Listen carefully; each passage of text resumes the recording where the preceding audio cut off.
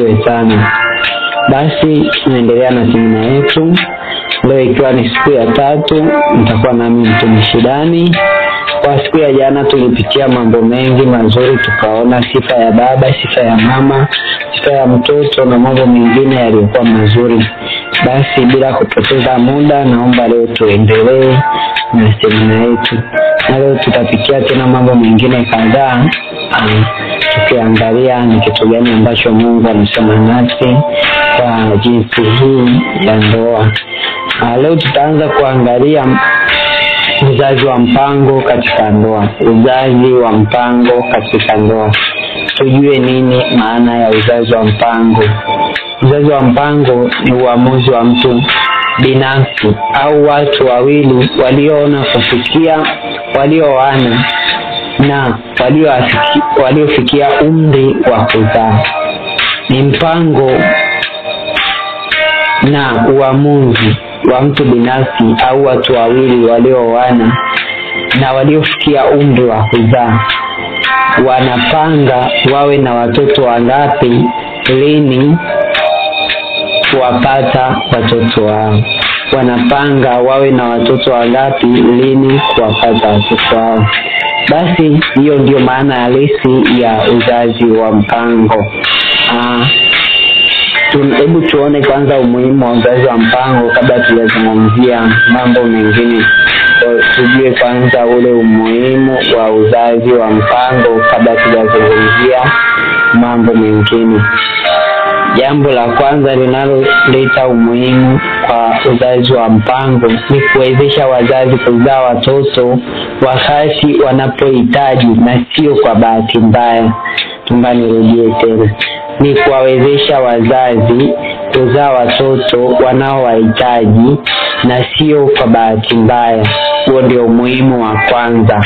Umuhimu wa pili ni kuinua hali ya familia kiafya, kiuchumi, pia kuwawezesha wazazi kuzaa watoto wakati unaofaa katika umri unaohitajika kuzaa, kuepuka matatizo ya ndoa za utotoni.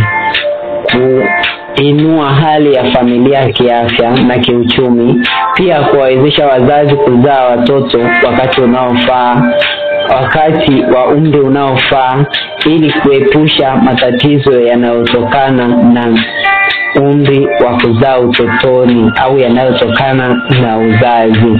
Hiyo ni sifa nyingine ambayo inayotuwezesha tujue nini maana au umuhimu wa faida hiyo ya uzazi wa mpango. Hebu kwa faida hizo mbili tuone basi ni faida gani ambayo atapata mama kama atakuwa anatumia uzazi huu wa mpango. Ni faida gani atakayokuwa anapata mama kama atakuwa anatumia uzazi huu wa mpango? Tunaona nafasi ya kwanza kabisa, mama atapata nafasi ya kuhudumia familia yake akiwa pamoja na mumeo. Faida ya kuwa na uzazi wa mpango ni faida ya mama atapata nafasi ya kuhudumia familia yake akiwa pamoja na mumeo. Faida nyingine, mama atapata nafasi ya kujiendeleza kimaisha na kuongeza pato la familia. Mama atapata nafasi nzuri ya kujiendeleza kimaisha na kuongeza pato la familia. Ndio faida nyingine ya uzazi wa mpango. Na faida nyingine tunaona mama atapata nafasi nzuri ya kumnyonyesha mtoto kwa muda mrefu, hivyo kuwapa watoto nafasi na upendo wa kutosha. Mama atapata nafasi nzuri ya kunyonyesha mtoto na kwa muda mrefu, hivyo atapata nafasi ya kuwanyonyesha watoto kwa muda mrefu na kuwaonyesha upendo wa kutosha. Hizo ni faida zilizoko kwa mama kwa upande wa uzazi wa mpango. Hebu tuone faida nyingine kwa upande basi wa baba. Baba atakuwa anapata kitu gani kwa wanaotumia uzazi huu wa mpango? kwanza kabisa, baba atapata fursa ya kushirikiana na mama katika masuala ya kifamilia. Baba atapata nafasi ya kushirikiana na mama katika masuala ya kifamilia. Sifa nyingine au lengo lingine la kutumia uzazi wa mpango ni itakuwa ni rahisi kwake kutimiza mahitaji yake ya kifamilia. Kwa upande wa baba, ataweza kuyatimiza vizuri mahitaji yake ya kifamilia. Kwa upande wa baba pia ataweza kujiendeleza kimaisha na kiuchumi. Ataweza kujiendeleza kimaisha na kiuchumi. Hii ni kwa upande wa baba. Sifa nyingine kwa upande au faida nyingine kwa upande wa baba kwa anayetumia uzazi wa mpango, atakuwa na afya njema. Baba huyu atakuwa na afya njema. Naona kabisa baba atakuwa na afya njema. Alafu sifa nyingine ya huyu baba, atakuwa na muda wa kukaa na watoto na kuwafahamu zaidi na kufurahiana na watoto. Naona faida nyingine ya uzazi wa mpango ni kwamba baba atakuwa na muda wa kukaa na watoto na kuwafahamu vizuri na kufurahiana na watoto. Hizo ndio faida za uzazi wa mpango. Basi hebu tujue ni njia zipi zinazotumika katika uzazi wa mpango. Tumsifu Yesu Kristo. Bwana wetu Yesu Kristo asifiwe sana. Basi hebu tuone ni njia zipi ambazo zitatumika katika hali kama hiyo. Katika makabila mengi kuna watu wanaoenda kwa kadiri ya mila na desturi zao, lakini tunaona njia za jadi za uzazi wa mpango zinavyokwenda. Hebu tuone kwanza njia ya kwanza ya uzazi wa mpango. Tuone njia ya kwanza ya uzazi wa mpango inakuaje. Njia ya kwanza ya uzazi wa mpango kwa makabila mengi au njia zile za jadi inaonyesha inavyokuwa. Njia hizi za kijadi zinatumika kwa mpango ni kama zifuatavyo. Njia zile za kijadi zinazotumika ni kama ifuatavyo. Njia ya kwanza ni kutokusogeleana baada ya mama kujifungua au wakati wa kunyonyesha. Mama akiwa ananyonyesha hauruhusiwi baba kumsogelea au kuwa karibu yake wakati wa ananyonyesha. Hiyo ni njia ya kwanza ya kijadi ambayo ni njia nzuri sana katika hali ile ya njia za asili au za kijadi kwa uzazi wa mpango. Na njia nyingine ya jadi ambayo ilikuwa inatumika zamani lakini kwa sasa haipo. Ilikuwa inatumika zamani ila kwa sasa haipo. Ilikuwa ni ndoa ya wake wengi. Mama akishajifungua basi baba anahama kwa mama, anaenda kwa mama mwingine ambaye hajajifungua, lakini kwa sasa haipo wala haitajiki kwa sisi wa Kristo. Hiyo itakuwa ni dhambi. Lakini tunaona tuifundishe ilikuwa hivyo. Na njia nyingine zilizokuwa zinatumika kwa uzazi wa asili au wa jadi ilikuwa ninasema ni kutumika kwa siku salama. Kama mama hana shida yoyote basi inatumika kwa siku salama. Yaani tendo la ndoa linafanyika kwa siku iliyo salama. Na kitu kingine ilikuwa inatumika njia ya jadi, na hii inatumika pia kwa baadhi ya wanafamilia. Ilikuwa ni kukatisha mshindo wakati wa kitendo cha ndoa. Kabla ya kufikia ile tendo basi unakatisha mshindo. Ilikuwa ni njia nyingine ambayo ni ya jadi au njia ya asili ilikuwa inatumika. Na njia nyingine ilikuwa zinatumika dawa za asili za kunywa au kufunga kiunoni. Zilikuwa zinatumika dawa za asili za kunywa au kufunga kiunoni.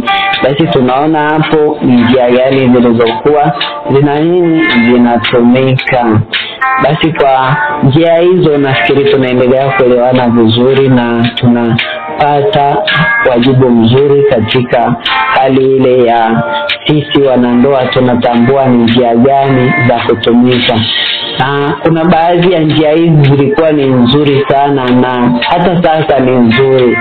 Yaani kutokusogeleana mama akiwa amejifungua au wakati wa kunyonyesha, au mama akiwa siku zake za hatari, basi mnakuwa hamsogeleani kabisa.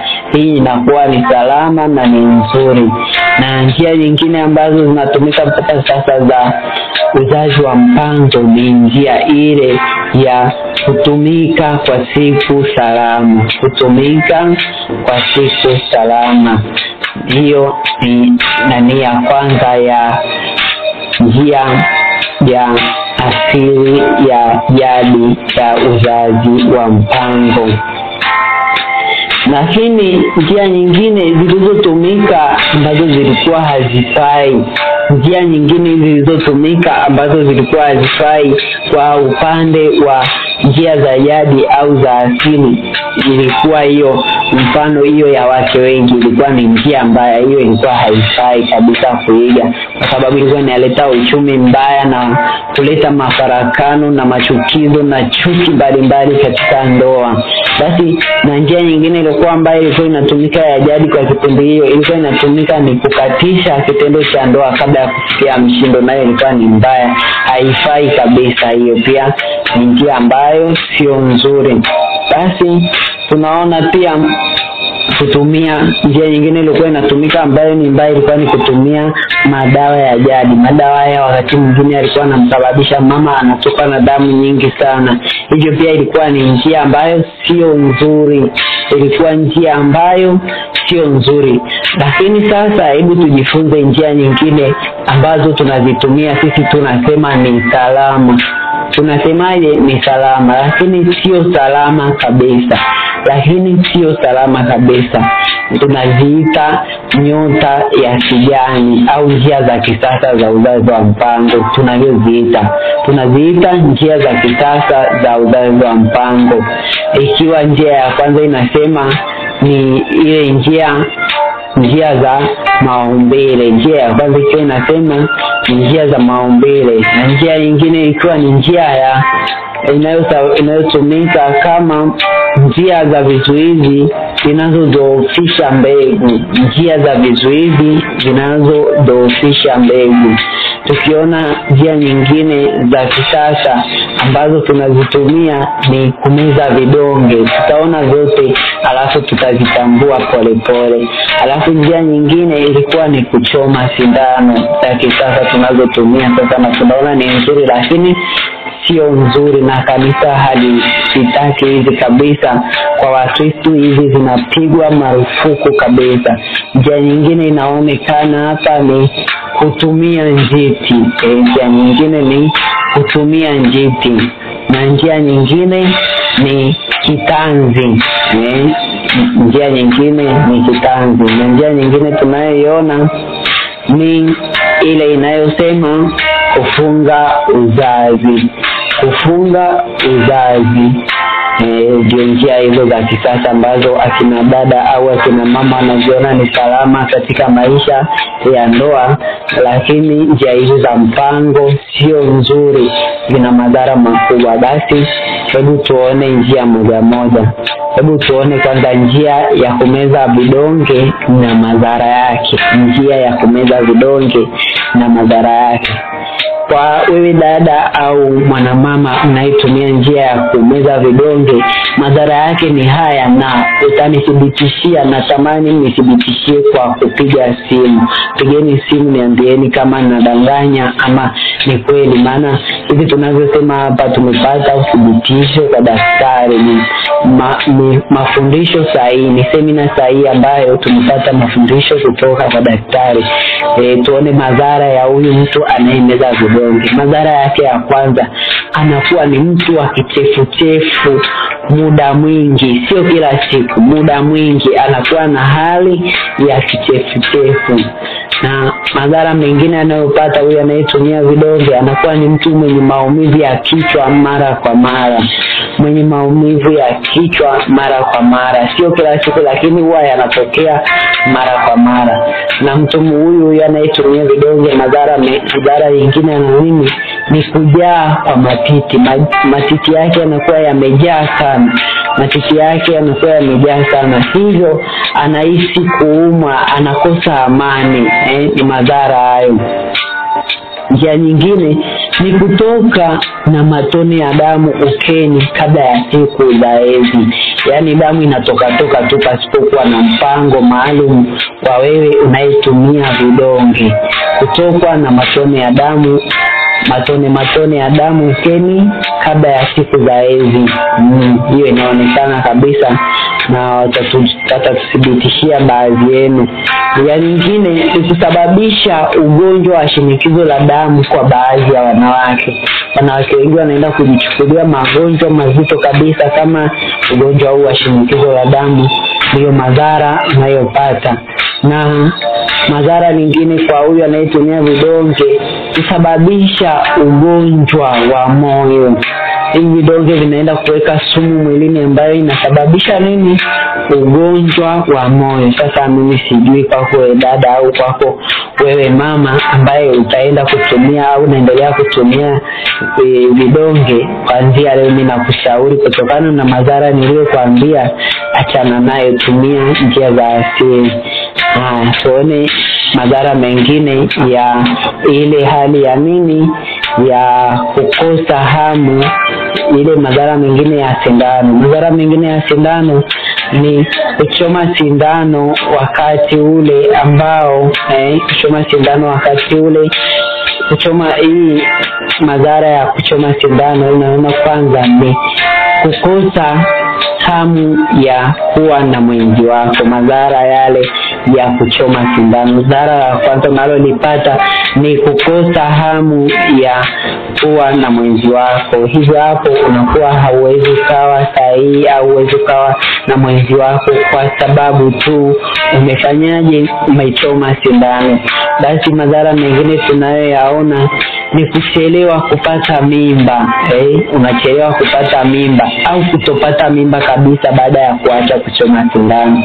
Kwa hiyo sindano ni mbaya sana na zina madhara mabaya sana. Unachelewa kupata mimba au kutokupata mimba kabisa baada ya kuacha kuchoma sindano. Hivyo pia ni njia ambayo inakushauri usifanyaje, usinani kabisa, usiweze kuwa au kuendelea na kutumia hali kama hiyo. Kwa hiyo unashauriwa usitumie kabisa sindano. Basi kwa hali nyingine ambayo inakuonyesha unakuwa umekosa raha au kusononeka, unakuwa na msongo mkubwa wa mawazo. Unakuwa na msongo mkubwa wa mawazo. Hii inakupelekea wewe sasa kama baba au mama wa familia kutoweza kujikimu vizuri katika yale mahitaji yako, au unakuwa katika hali mbaya. Haya ni madhara ya kuchoma sindano, ni madhara ya kuchoma sindano.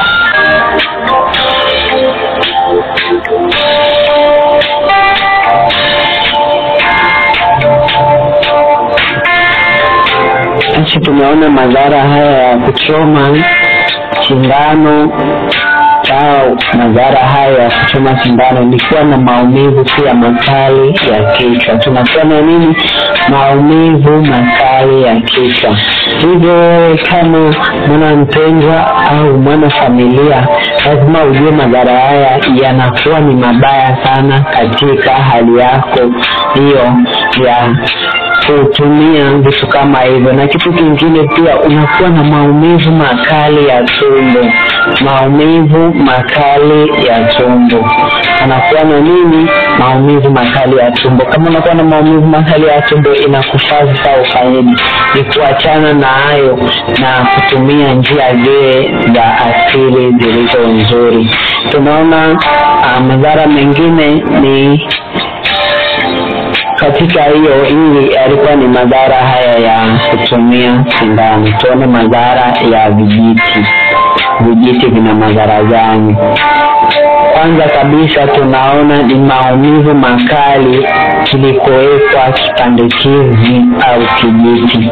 Maumivu makali kilikowekwa kipandikizi au kile kijiti. Na kitu kingine tumeona ni kutokwa na damu au kusikia ganzi sehemu iliyowekwa kipandikizi.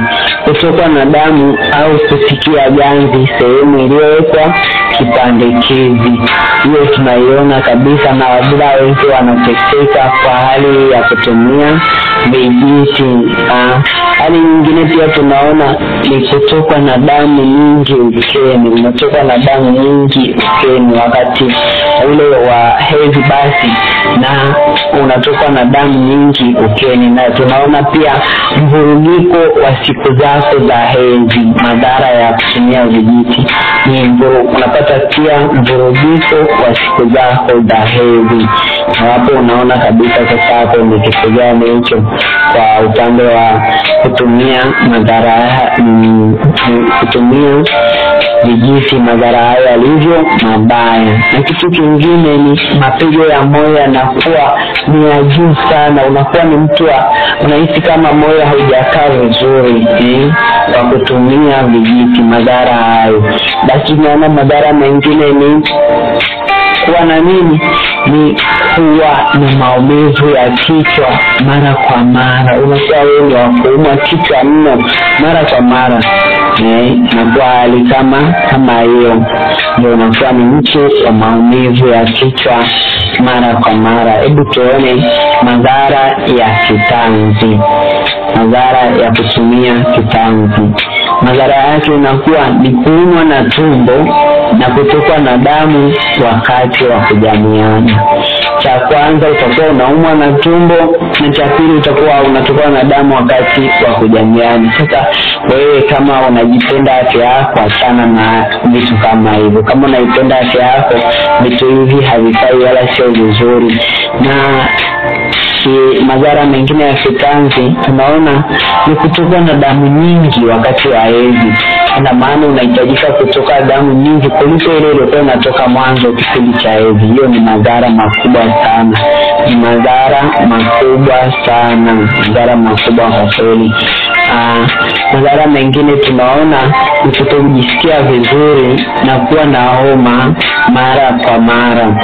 Ukiwa unatumia na kitanzi, basi unapata madhara ya kuwa na homa, kutojisikia vizuri na kuwa na homa mara kwa mara. Madhara mengine utakuwa ni mtu wa kuhisi baridi. Unakuwa unahisi baridi hata wakati wa joto, wewe unakuwa ukihisi baridi. Madhara mengine tunaona ni kutopata ujauzito. Kutopata ujauzito.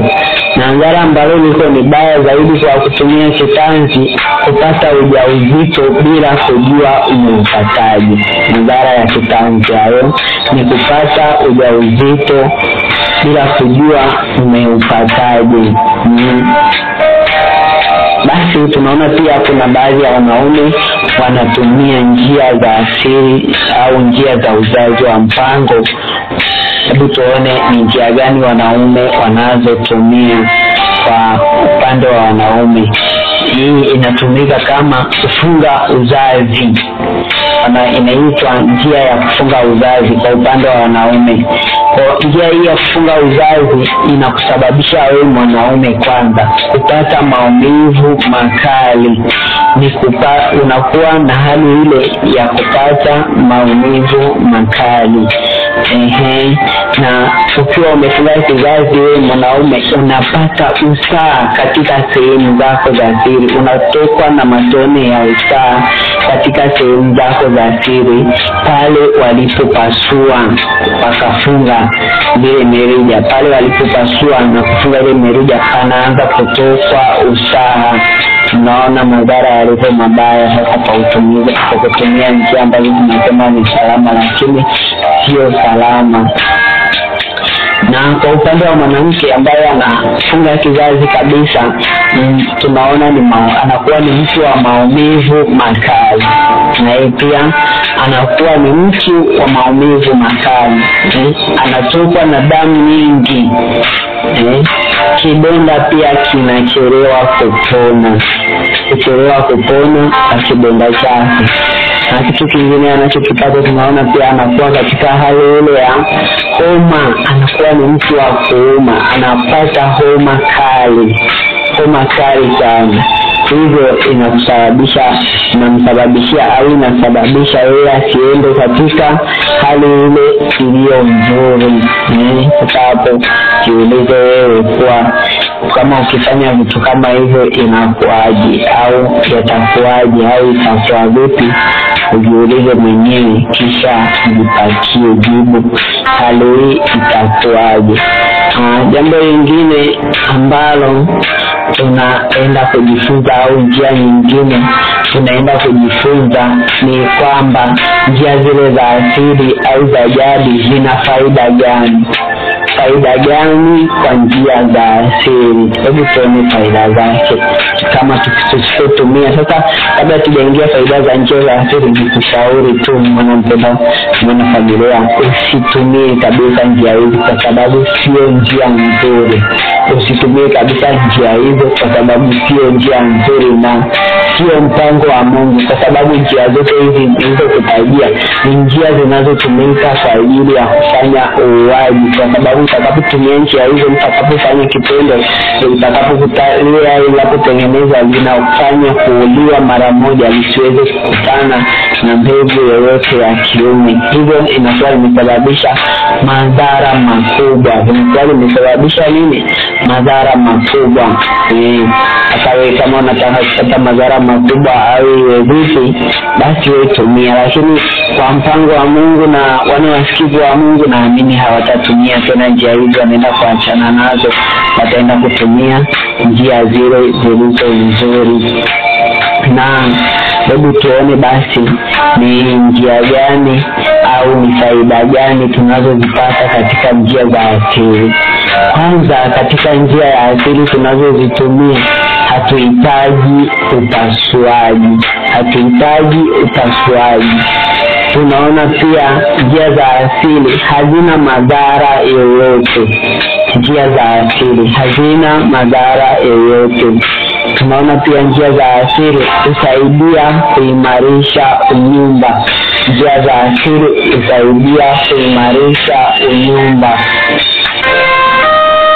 Basi tunaona kuwa tunashauriwa sisi kama Wakristo tutumie njia zilizo za asili. Ndio njia nzuri na njia ambazo zinatuwezesha. Na njia nzuri iliyo ya asili pia ni ile ya kutumia kalenda kwa siku zinazofaa. Zile siku zisizofaa, basi kwa wanandoa mnashauriwa muwe na kiasi, muwe na utulivu. Pia kutotumia njia siku zile ambazo hazifai, kutumia kalenda. Nafikiri wengi wenu mmepata elimu ya kalenda, au kama hujapata elimu ya kalenda, unaweza ukapata kwa mtaalamu yote wa afya, ukimwambia nataka njia ya kalenda. Hata kwa wachungaji wetu au watumishi wetu wa kanisani wanajua njia hizi za asili vizuri, na watawafundisha vizuri jinsi gani ya kuzitumia njia hizi za asili. Watawafundisha ni jinsi gani ya kuzitumia njia hizi za asili. Hivyo wewe kama mwana mpendwa na mwana familia ambaye unatamani maisha yale mazuri, basi ni vizuri kutumia njia hizo. Zitakuwa ni nzuri sana na zitakuwa hazina madhara yoyote kwa upande wako wewe mwana familia. Baada ya kujifunza mambo hayo, hebu tujue basi ni wakati gani wa kutumia ndoa. Tunawafundisha njia hizo za uzazi wa mpango, lakini sasa tujue ni wakati gani unafaa kwa kutumia ndoa. Kuna nyakati mbalimbali, lakini ni wakati gani sasa usiofaa. Tuanze zile nyakati ambazo hazifai, au sio wakati usiofaa kutumia ndoa. Nyakati ambao haufai kabisa na unashauriwa na wataalamu kuwa ni wakati ule katika hali ya ulevi. Mtu mlevi mara nyingi hufanana na mnyama asina akili. Naomba niseme tena, nirudie tena. Wakati usiofaa kutumia ndoa. Wakati ukiwa mlevi, katika wakati wa ulevi. Mtu mlevi mara nyingi hufanana na mnyama asiye na akili.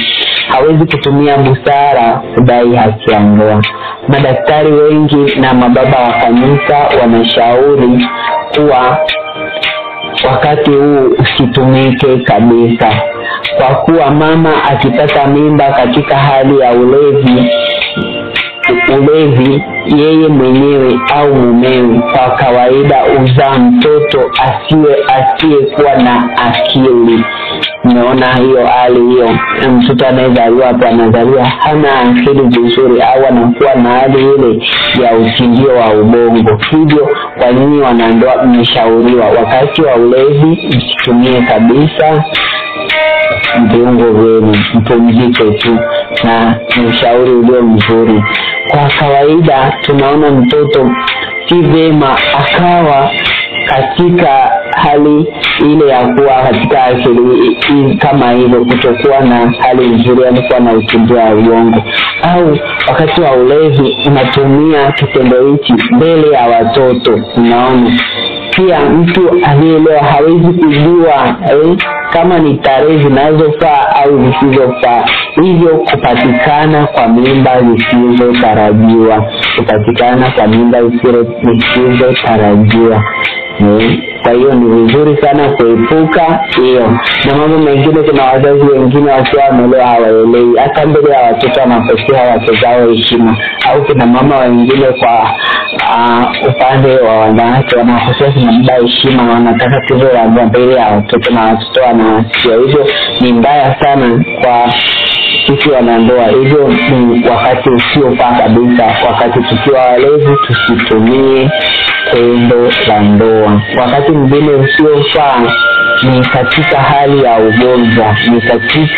ya ugonjwa. Kama mmoja wapo wa ndoa ni mgonjwa na ana haki kabisa ya kumwambia mwenzake usubiri nitakapopona ndipo tutaendeleza mambo haya. Usubiri nitakapopona ndio tutaendeleza mambo haya. Na wewe uwe mvumilivu na kiasi, umsubiri mwenzako apone. Sio mwenzako anauma na wewe unamhitaji. Tendo lile ni la furaha, tendo hili ni takatifu, hivyo linataka wote tuwe katika hali ile iliyo nzuri, hali ya uelewano, hali ya furaha. Kama mwenzako anauma, hapo hakuna furaha. Na katika hii hali ya ugonjwa kuna magonjwa pia ambayo wanandoa wanakuta amepata. Kama mwanandoa atakuwa na magonjwa yafuatayo, itabidi tendo la ndoa lisitishwe na daktari atawapa mwongozo. Kama mwanandoa atakuwa katika magonjwa yafuatayo, itabidi tendo la ndoa lisitishwe kutokana na magonjwa yafuatayo. Kama mmoja wenu atakuwa na ugonjwa wa kisonono, kaswende, gonorea au pangusa, fangasi za ukeni, hii nashauriwa na daktari mojawapo ya magonjwa haya niliyotaja: kisonono, kaswende, gonorea, pangusa au fangasi. Inashauriwa ndoa isitumike wakati huu mpaka pale atakapopona, ili kuilinda afya ya mwingine aweze kuwa vizuri, iweze kuwa vizuri wakati wa ugonjwa. Magonjwa kama hayo, basi ukiona mwenzako anayo, ni vizuri mkaenda kwa daktari, na daktari atawashauri kabisa kwa sasa msitumie ndoa kwa sababu ya magonjwa hayo. Hebu tuone, kuna ugonjwa ambao sijautaja hapo, lakini nafikiri nao ni wa kuweka hapo. Pia mmoja wapo ya ugonjwa ambao mwenzako akigundulika kuwa pia ana ukimwi, utashauriwa kuwa usubiri ili aanze kupata ile tiba au kinga kwa ajili ya mwili wake mpaka hapo daktari atakapokuarifu sasa muendelee kutumia ndoa ndio utakapotumia. Tunaona pia wakati mwingine usiofaa kutumika kwa tendo la ndoa ni wakati mke akiwa mjamzito. Tunaona kabisa hapo ni wakati ule ambao lazima baba atulie, baba awe mvumilivu wakati mke akiwa mjamzito. Haifai kutumia ndoa ikiwa ni hatari, kwa sababu unaweza kuharibu mimba kwa miezi 5 ya mwanzo. Kwa kufanya hivyo, kwa ile miezi 5 ya mwanzo, unaweza ukaharibu mimba. Kwa hivyo waweza kutumia ndoa mara moja tu kwa juma au kuacha kabisa. Mara moja tu kwa juma au kuacha kabisa. Kwa wale ambao wanaona wanashindwa kabisa, basi wajitahidi watumie mara moja tu kwa juma au kuacha kabisa. Hii ni wakati mke akiwa mjamzito. Na wakati mwingine ambao pia hatutaki kutumia ndoa ni wakati ule ambao mama akiwa amejifungua mtoto amezaliwa. Mama akiwa amejifungua mtoto amezaliwa. Baada ya miezi 3 ya mwanzo haifai kabisa kutumia ndoa. Yaani ile miezi 3 mama amejifungua leo ndio siku ya kwanza, inahesabu pale nafika miezi 3 ya mwanzo, haifai kabisa kutumia ndoa, kwa sababu mke hupata madhara makubwa katika viungo vyake vya uzazi. Kwa sababu mwanamke hupata madhara makubwa katika viungo vyake vya uzazi. Hivyo inashauriwa baada ya miezi 4 au zaidi ya hapo kidogo, mnaweza mkaendelea na tendo hilo takatifu. Baada ya miezi 4 au mbele ya hapo kidogo, mnaweza kuendelea na tendo hilo takatifu. Hapo sasa mtakuwa mmeruhusiwa kutumia tendo hilo takatifu. Na tunaona kabisa hali hiyo itakusababishia wewe baba na mama kuilinda afya ya mama na mtoto. Hiyo itakusababishia wewe kuilinda hali ya mama na mtoto. Hiyo ni nzuri kabisa na inashauriwa hivyo na wataalamu wetu wa afya. Tumsifu Yesu Kristo. Ninaamini kuwa umepata mambo yaliyo mazuri siku ya leo, umepata vitu vilivyo vizuri siku ya leo. Hivyo ninakushauri na ninawashauri wale ambao wameingia katika hali ile ya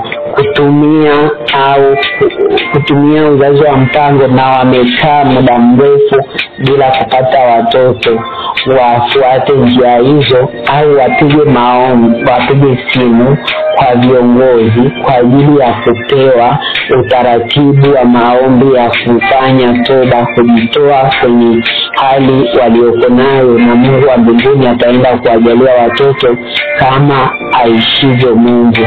Na kwa upande wa wale walioko kwenye ndoa zaidi ya mwaka 1-2 wametafuta mtoto hawajapata, pia tutafanya maombi kwa ajili ya kumwomba Mungu aachilie uzao. Maana yeye katika pale bustani ya Edeni ametuahidi mwenyewe, twende tukazae tukaijaze dunia.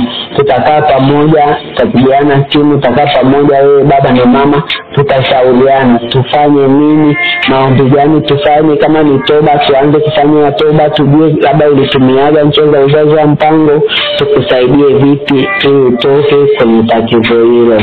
Na Mungu wa mbinguni awabariki sana. Twende tukamshukuru Mungu kwa ajili ya semina hii na tuhitimishe siku ya leo. Tusubiri tena kwa siku nyingine ya kesho.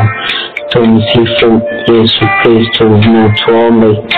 Mungu Baba wa mbinguni, tunakushukuru kwa ajili ya upendo wako, tunakushukuru kwa ajili ya neema zako, tunakushukuru kwa kuwa umekuwa pamoja nasi katika semina yetu siku yetu hiyo ya 3. Tunasema asante Mungu kwa upendo wako. Tunaamini tumejifunza leo mazuri kwako.